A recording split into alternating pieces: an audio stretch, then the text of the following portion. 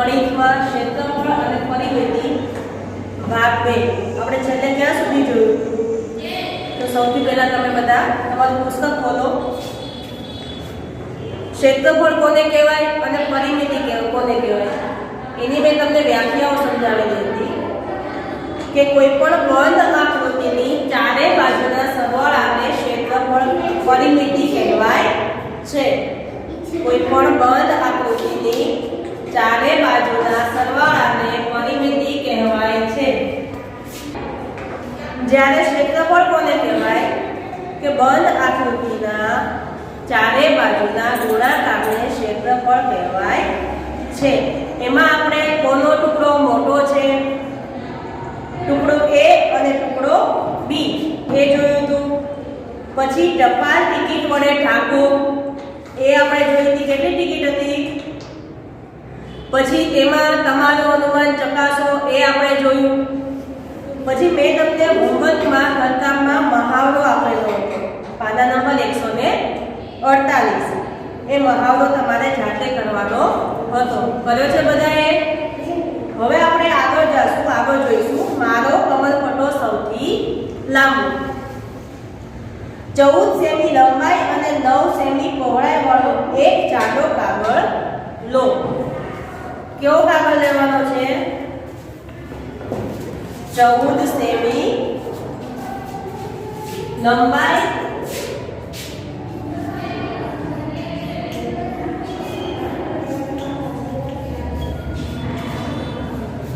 અને 9 સેમી પહોળાઈ.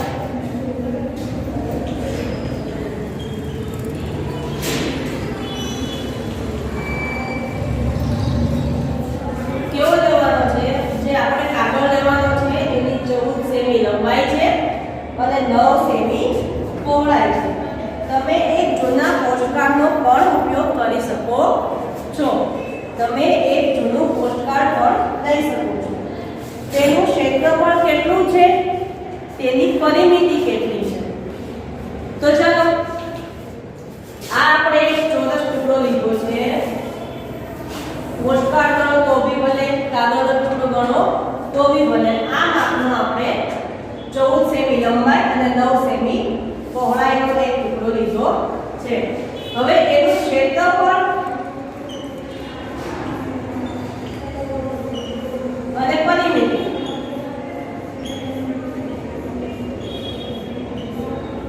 બંને શોધવાના છે. આનું ક્ષેત્રફળ કેટલું થાય અને પરિમિતિ કેટલી થાય. તો એ શોધવા માટે પાછું આપણે વ્યાખ્યા એકવાર યાદ કરવી પડશે. ક્ષેત્રફળની વ્યાખ્યા શું છે? કોઈ પણ બંધ આકૃતિની ચારે બાજુના ગુણાકારને ક્ષેત્રફળ કહેવાય. પરિમિતિ કોઈ પણ બંધ આકૃતિની ચારે બાજુના સરવાળાને પરિમિતિ કહેવાય. હવે પહેલા આપણે અહીંયા ક્ષેત્રફળ મૂકીએ. ક્ષેત્રફળનું સૂત્ર શું છે? લંબાઈ ગુણ્યા પહોળાઈ.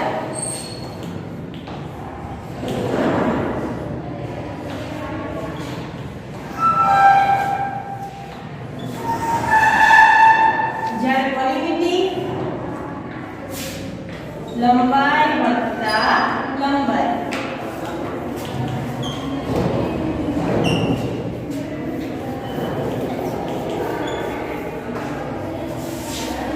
અથવા તો લંબાઈ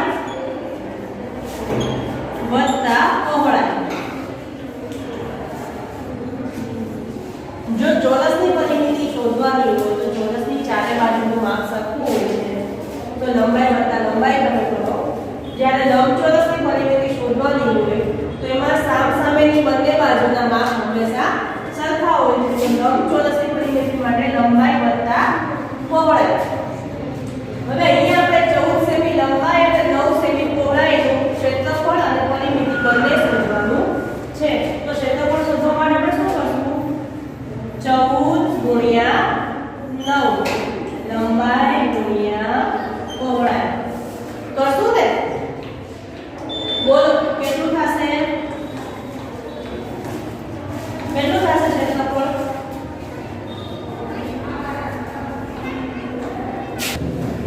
તો લંબાઈ ગુણ્યા પહોળાઈ 14 ગુણ્યા 9 એટલે કેટલું થશે? 120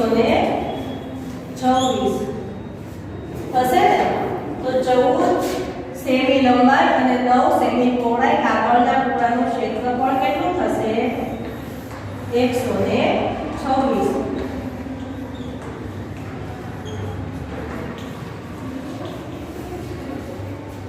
હવે પરિમિતિ શોધવાની છે. તો પરિમિતિ શોધવા માટે આપણે શું કરવું પડશે? લંબાઈ વત્તા પહોળાઈ. લંબાઈ કેટલી છે? 14 વત્તા પહોળાઈ કેટલી છે? 9. તો કેટલા થશે? પણ અહીંયા આપણે બે કરવાના છે ને, કેમ કે લંબચોરસની સામે સામેની બાજુ સરખી હોય તો આપણે બે વાર 14 લેવા પડશે અને બે વાર 9 લેવા પડશે. કરો જે કેટલા થાય? 46. કેટલા થાય? 46. તો 14 સેમી લંબાઈ અને 9 સેમી પહોળાઈ કાગળના ટુકડાની પરિમિતિ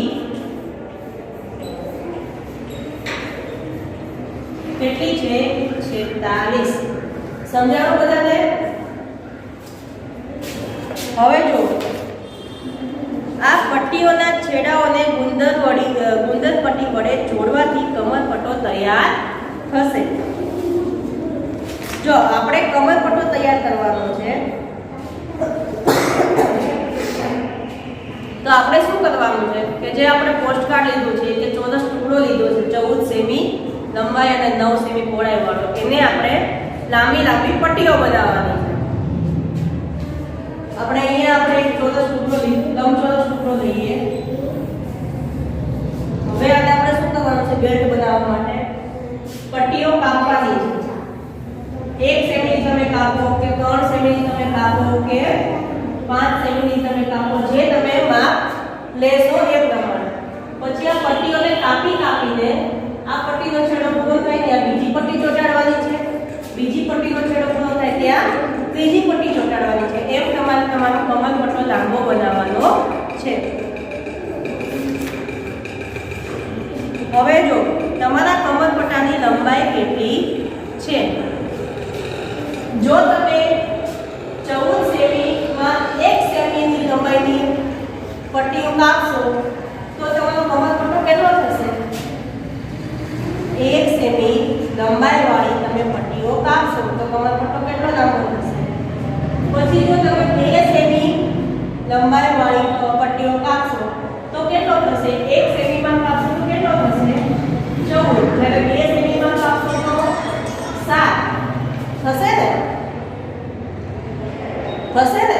તો તમારો કમરપટ્ટો કેટલો લાંબો થશે એ તમે જે પ્રમાણે પટ્ટીઓ તૈયાર કરો એના પર આધાર રાખે.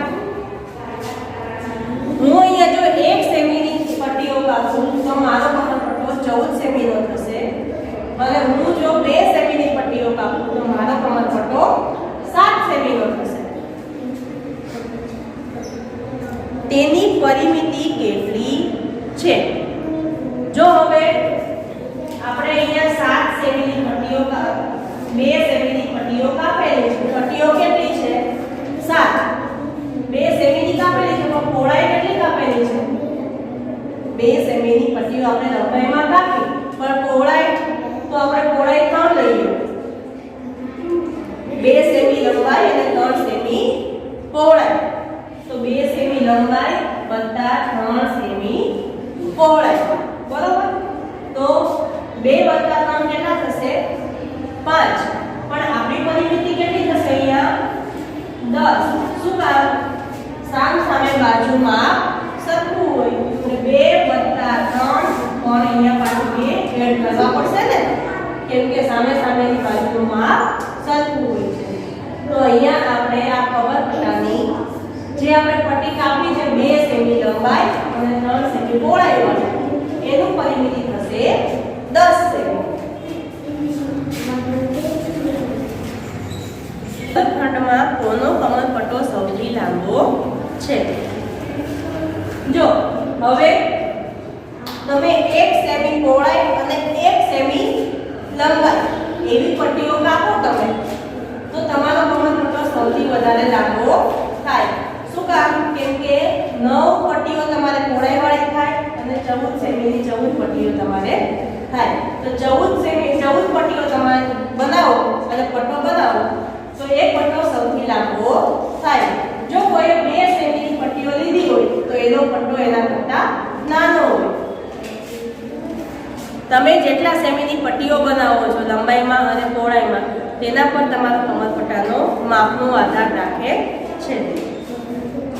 ચર્ચા કરો. તમારા અમુક મિત્રોને કમરપટ્ટો બીજા વિદ્યાર્થીઓના કમરપટ્ટા કરતાં લાંબો કેવી રીતે બન્યો? તો મેં તમને કીધું એવી રીતના કે કોઈએ 1 સેમીની લંબાઈ લીધી અને 1 સેમીની પહોળાઈ લીધી, કોઈએ 2 સેમીની લંબાઈ લીધી, 3 સેમીની પહોળાઈ લીધી. તો જેમ તમે માપ વધારે બનાવો એમ તમારી પટ્ટીઓ ઓછી બનશે. તો જેમ જેણે માપ ઓછું લીધું છે એની પટ્ટીઓ વધારે બનશે. તો જેણે ઓછા માપની પટ્ટીઓ બનાવેલી છે, વધારે પટ્ટીઓ બનાવેલી છે, એનો કમરપટ્ટો સૌથી વધારે લાંબો હોય અને જેણે વધારે માપની ઓછી પટ્ટીઓ બનાવી છે એનો કમરપટ્ટો ઓછો નાનો હોય. તો એટલા માટે એક કરતાં બીજાનો કમરપટ્ટો નાનો અથવા મોટો બને છે. તમારા કમરપટ્ટાનું ક્ષેત્રફળ એ પોસ્ટકાર્ડના ક્ષેત્રફળ જેટલું છે. શા માટે છે અથવા શા માટે નથી? તો તમારા કમરપટ્ટાનું ક્ષેત્રફળ એ પોસ્ટકાર્ડના ક્ષેત્રફળ જેટલું છે તો હા. શું કામ છે? કેમ કે પોસ્ટકાર્ડનું જે ક્ષેત્રફળ છે 126, તો તમારા કમરપટ્ટાનું ક્ષેત્રફળ એટલું જ થશે 126. શું કામ? કેમ કે એ જ પોસ્ટકાર્ડમાંથી અથવા તો એ જ કાગળના ટુકડામાંથી તમે પટ્ટીઓ બનાવેલી છે. માપ તમે પટ્ટીઓનું માપ બધા અલગ અલગ હોય પણ જ્યારે પટ્ટીઓને તમે જોઈન્ટ કરો ત્યારે એ તમારે આ જ માપનું પોસ્ટકાર્ડ અથવા તો આ જ માપનો કાગળનો ટુકડો બની જાય છે. તો તમારા કમરપટ્ટાનું જે ક્ષેત્રફળ છે એ અને પોસ્ટકાર્ડ તમે જે લીધું છે અથવા તો કાગળનો ટુકડો જે તમે લીધો છે એનું ક્ષેત્રફળ બે સમાન જ છે. શા માટે છે અથવા શા માટે નથી? બીજી વખતે કમરપટ્ટો લાંબો બને તે માટે તમે શું કરશો? જો મેં અહીંયા 2 સેમી લંબાઈ અને 3 સેમી પહોળાઈની પટ્ટી મેં લીધી છે અને મારો કમરપટ્ટો મારા ક્લાસમાં મારા વર્ગખંડમાં બીજા બાળકો કરતાં નાનો બન્યો છે, તો બીજી વખતે મારો કમરપટ્ટો મોટો બને એના માટે હું શું કરીશ? 1 સેમી લંબાઈ અને 1 સેમી પહોળાઈની પટ્ટીઓ બનાવીશ, જેના કારણે મારા પાસે પણ પટ્ટીઓ વધારે બનશે અને મારો કમરપટ્ટો પણ લાંબો બનશે. હવે જો કોયડો પોસ્ટકાર્ડમાંથી પસાર થવું. પોસ્ટકાર્ડમાંથી આપણે કોઈ પસાર થઈ શકીએ ખરા? આપણે ક્યારેક થયા છીએ પોસ્ટકાર્ડમાંથી પસાર? તમે કઈ રીતના થઈ શકો? તમે કોઈ ક્યારે પોસ્ટકાર્ડ હોય એક ચોરસ કે લંબચોરસ પોસ્ટકાર્ડ હોય એમાંથી તમે પસાર થઈ શકો ખરા? એ કોયડો છે એમાંથી તમે પસાર કઈ રીતના થઈ શકો?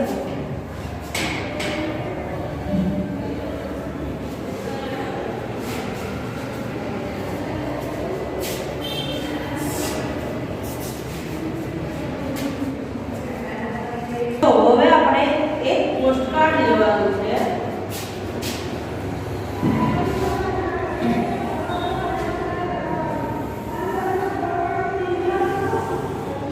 હવે આ પોસ્ટકાર્ડમાં કોયડો એ છે કે તમે આમાંથી પસાર થઈ શકો ખરા? પોસ્ટકાર્ડમાંથી તમે પસાર થઈ શકો ખરા? જો હા તો તમે કેવી રીતે પસાર થાવ? તો તમે વિચારો આ પોસ્ટકાર્ડ છે એમાંથી તમે પસાર થઈ શકો? તમારું માથું કાઢી શકો? હા કે ના? ના. બધાનો જવાબ એવો જ આવે કે ના. પોસ્ટકાર્ડમાંથી માથું કાઢીએ તો પોસ્ટકાર્ડ ફાટી જાય. તો પોસ્ટકાર્ડમાંથી આપણે પસાર થઈ શકીએ નહીં. પણ જો પોસ્ટકાર્ડને એક એવી રીતના આપણે કટ કરીએ તો આપણે પોસ્ટકાર્ડમાંથી પસાર થઈ શકીએ. હવે એ રીત જો આપણે પોસ્ટકાર્ડને કઈ રીતના કાપવાનું છે.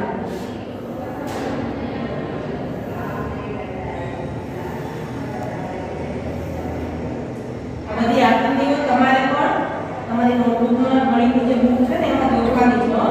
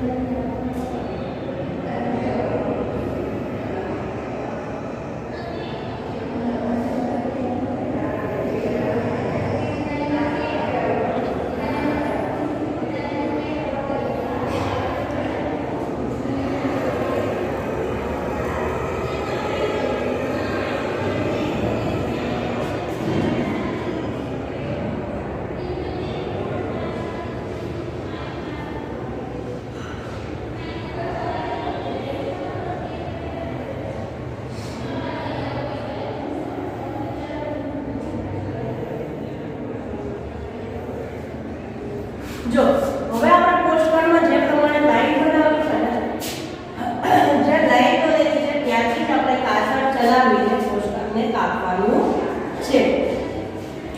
હવે તમે આ પ્રમાણે પોસ્ટકાર્ડને કાપશો આ પ્રમાણે કે આ જે વચ્ચેનો તમારો ભાગ છે આ ભાગની જગ્યા બનશે. આ ભાગનો સર્કલ તમારે બનશે. તો આ સર્કલ જે બને એને ખુલ્લું કરી તમે આમાંથી તમારું માથું પસાર કરી શકો કે ના કરી શકો? થઈ શકે ને? આ રે તમે જ્યાં લાઈન બોલી છે ત્યાંથી કાતર ચલાવો એટલે આ બધી લાઈનો છે એ ખુલી જાય એટલે વચ્ચે તમારું આ સર્કલ બને. વચ્ચે જે તમારું સર્કલ બને એમાંથી તમે તમારું માથું પસાર કરી શકો છો. તો તમે પોસ્ટકાર્ડમાંથી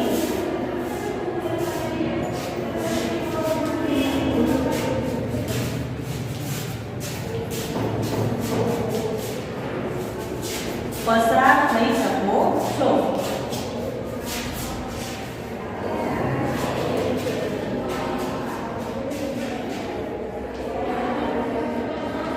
તમે પણ ઘરે આવી ટ્રાય કરજો. પોસ્ટકાર્ડ ના હોય તો એક ચોરસ ટુકડો લેજો તમે કાગળનો અને એને આવી રીતના પટ્ટીઓ બનાવજો અને કાપજો. જે પટ્ટીઓ દોરેલી છે ત્યાંથી જ તમારે એ રીતના જ કાપવાની છે. જે મોટી પટ્ટી છે એને મોટી છેક સુધી અને જે નાની પટ્ટી છે એને અડધે સુધી. એ તમારે પણ એ કોયડો ફેલાઈ જશે. હવે જો દરેક જગ્યાએ માણસો જ માણસો. શું છે? દરેક જગ્યાએ માણસો જ માણસો. તમે આ રમતને મેદાનમાં રમી શકો છો. તમારે એક રમત રમવાની છે જ્યાં દરેક જગ્યાએ માણસો જ માણસો હોવા જોઈએ. આ મેદાનને તમે આ રમતને તમે મેદાનમાં રમી શકો છો. 1 ચોરસ મીટરનું ક્ષેત્રફળ ધરાવતા 2 ચોરસ બનાવો. 1 ચોરસ મીટરનું ક્ષેત્રફળ બનાવતા 2 ચોરસ બનાવો. તમારા વર્ગને 2 ટુકડીમાં વિભાજિત કરો. હવે રમવા માટે તૈયાર થઈ જાઓ. તો અહીંયા શું કરવાનું છે? આપણે 2 ચોરસ બનાવવાના છે. કેવા ચોરસ બનાવવાના છે? 1 મીટરનું ક્ષેત્રફળ ધરાવતા.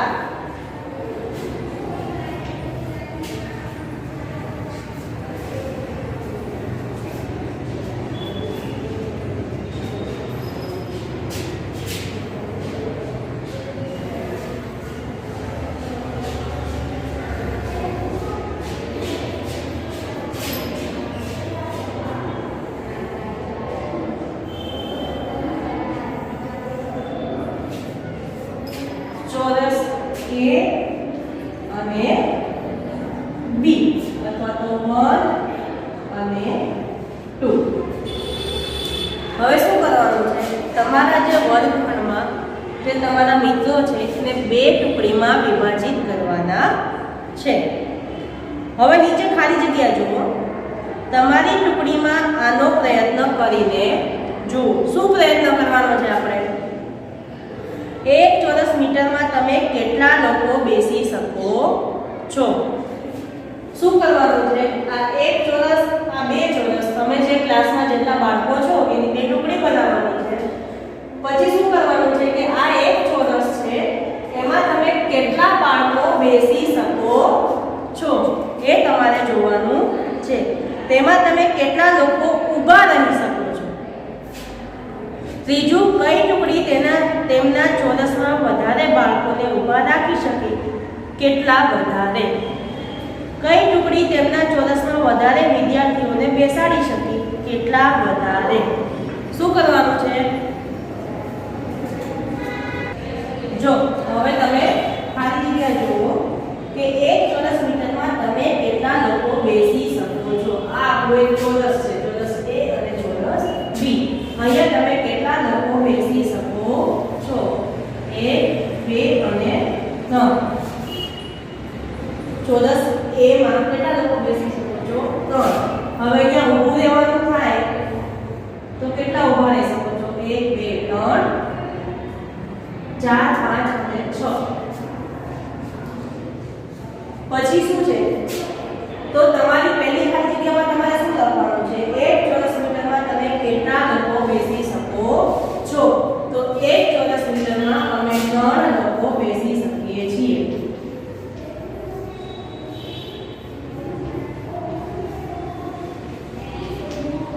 બીજી ખાલી જગ્યા છે કેટલા લોકો ઊભા રહી શકો છો તો કેટલા લોકો ઊભા રહી શકો છો 6 લોકો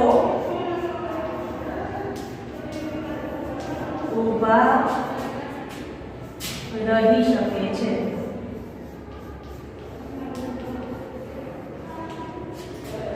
પછી ખાલી જગ્યા ત્રીજી જુઓ કે કઈ ટુકડી તેમના ચોરસમાં વધારે બાળકોને ઊભા રાખી શકે છે અને જો વધારે ઊભા રાખે છે તો કેટલા તો હવે અહીંયા જુઓ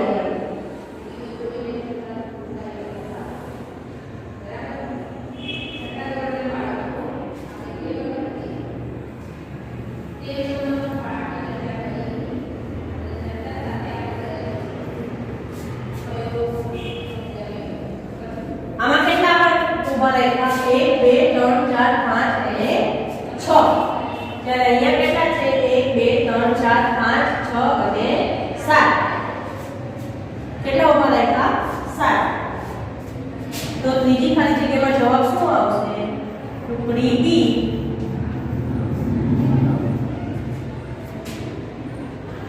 તેના ચોરસમાં વધારે વિદ્યાર્થી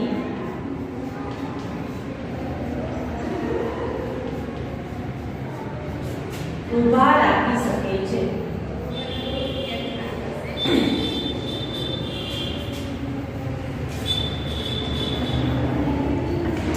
કેટલા ઊભા રાખી શકે છે વધારે તો અહીંયા છે કેટલા 6 ત્યારે અહીંયા છે 7 તો એક વિદ્યાર્થી ઊભા વધારે રાખી શકે છે જ્યારે ચોથી ખાલી જગ્યા શું છે કઈ ટુકડી તેના ચોરસમાં વધારે વિદ્યાર્થી બેસાડી શકે છે અને કેટલા વધારે વિદ્યાર્થી બેસાડી શકે છે જો અહીંયા આપણે કેટલા વિદ્યાર્થીને બેસાડેલા હતા 3 જ્યારે અહીંયા કેટલા વિદ્યાર્થીને બેસાડેલા છે 6 તો અહીંયા પણ જવાબ આવશે ટુકડી બી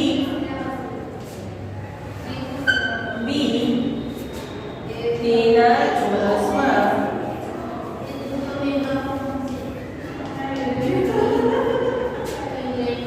વધારે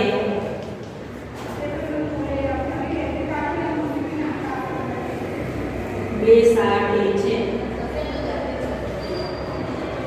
કેટલા વધારે બેસાડે છે તો અહીંયા 3 બેસાડ્યા હતા અહીંયા 6 બેસાડે છે તો કેટલા વધારે બેસાડે છે ટુકડી 1 કરતા 3 વિદ્યાર્થી વધારે બેસાડે છે તો હવે આપણે જે ખાલી જગ્યા બી છે એ આપણે આવતા ભાગમાં જોઈશું આજે મેં જે ક્લાસમાં કરાવ્યું એ તમારે તમારી ગણિતની નોટબુકમાં લખવાનું છે અને હવેની જે ખાલી જગ્યા છે અને આગળનો પાઠ આપણે વિભાગ 3 માં જોશું